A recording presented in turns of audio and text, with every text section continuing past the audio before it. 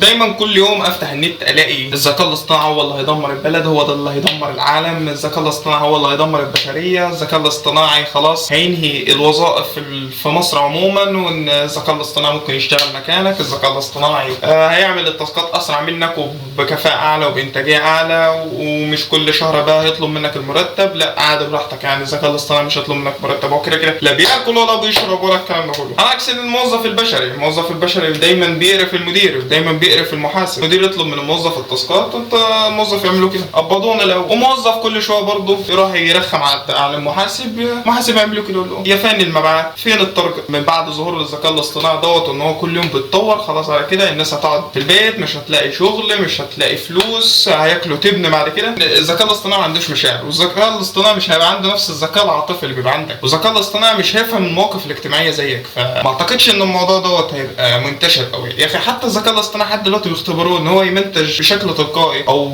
بطريقته الخاصه، برضه بيطلع اخطاء غبيه واخطاء غريبه، وبيحط موسيقى مريبه، وبيقصقص الحاجات المهمه ويسيب الحاجات الغير مهمه. والذكاء الاصطناعي ممكن تستفاد منه ان هو تركب شخص مكان شخص، تركب صوره مكان صوره، ان هو يساعدك ازاي ترتب التاسكات اللي هي مطلوبه منك، سواء كنت بقى طالب موظف او حتى بتاع مرور. الذكاء الاصطناعي اخره بالنسبه لي ان ابعت له الكتاب يلخصه لي، ايه الامتحان اللي ممكن الدكتور يطلعه، مع ان هو ما يعرفش الدكتور ولا حتى ما يعرفش شكل الكليه بتاعتي، بس هو بيتوقع، بيحسسك ان هو يعني فيلسوف مفكر برضه، ممكن يتوقع وممكن تصيب وممكن تخيب. ولكن اللي يغيظ اكتر ان الذكاء الاصطناعي دوت يتسبب ان الرامات تغلى. انا ما كنتش اتوقع في يوم من الايام ان انا اشتري الرامات من السوق السوداء، مش فاهم يعني، خلاص كنت ناوي خلاص ربنا سهلها والحمد لله ربنا رزقني ووفقني، خلاص هجيب الكمبيوتر، خلاص هانت هجيب التجميع اللي نفسي فيها، لك الرامات غليت. طب انا مش فاهم يعني الرامات غليت في العالم، مال الفيوم بالموضوع؟ يمكن يطلع لنا واحد اوكراني ولا واحد من بيلاروسيا او كده ولا حاجه، يخترع لنا شويه رامات كده من البيت ويبيعهم. التصرفات الاجتماعيه اللي بيعملها الانسان الطبيعي السوي،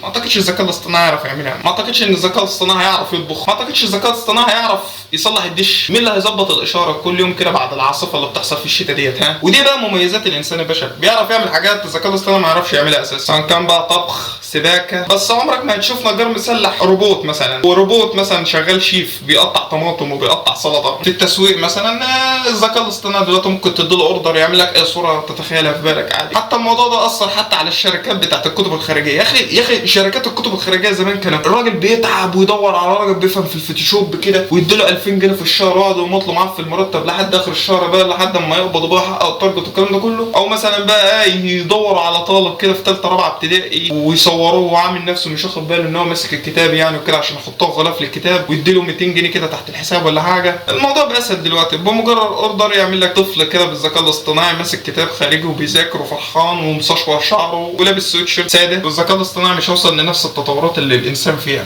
ما اعتقدش. الا بقى ممكن المستقبل الحاجات دي تتغير، الكلام ده يتغير، ممكن انا امسح الفيديو دوت. بما انك طالب، طالما انت قاعد بتتفرج على الفيديو دوت وانت هربان من المذاكره اساسا، الذكاء الاصطناعي هيفيدك تلخص، حل لك امتحانات سابقه، بس ربنا يستر ما يحللكش غلط. ممكن تفضفض معاه اخر الليل، تشكي له همومك، تشكي له عن البنت اللي سابتك عشان راحت لواحد معاه تويوتا كرولا، ازاي تصلح السخان بدون روتا حبايه في الله. ممكن تطلب منه ان هو يبعت لك مقادير شوربه العدس مثلا مع اضافه شعريه، ازاي تسوق هليكوبتر. ممكن برضه ازاي تعمل سكيت في البيت بدون روتا حبايه في الله. ممكن برضه تسال عن اسباب تدهور الكريدت في الديسكورد. فطبعا بعد الكلام اللي انا قلته ده كله ما صحكش ان انت تشكي همومك اصلا للذكاء الاصطناعي. الذكاء الاصطناعي مجرد مساعد ليك، لكن هو مش السكرتير بتاعك ولا حتى الدكتور النفسي بتاعك. بطل يا ابني اللي انت بتعمله دوت. ممكن الشات جي بي تي بعد كده ياخد الحاجات دي كلها ويلمها كده في سي دي ويفضحك بيها. فربنا يستر الاسئله انا كنت بسالها له ديت ما تتسربش.